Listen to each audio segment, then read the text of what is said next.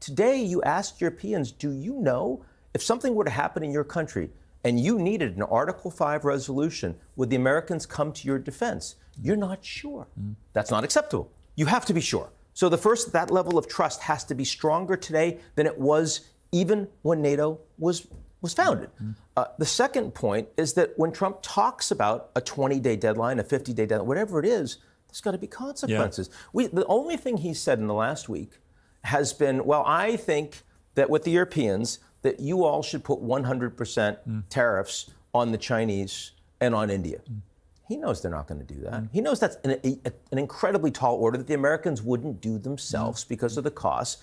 It's not credible. When your own president comes out that way, right, you know that this is not going to work. And so, look, I know you have Jeff Sachs coming on. He's going to have completely different views on this, right? But and that's, I understand his perspective.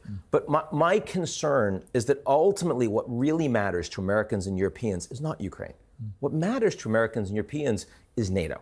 It's the Transatlantic Alliance, and it's the credibility of our nations together to defend ourselves collectively.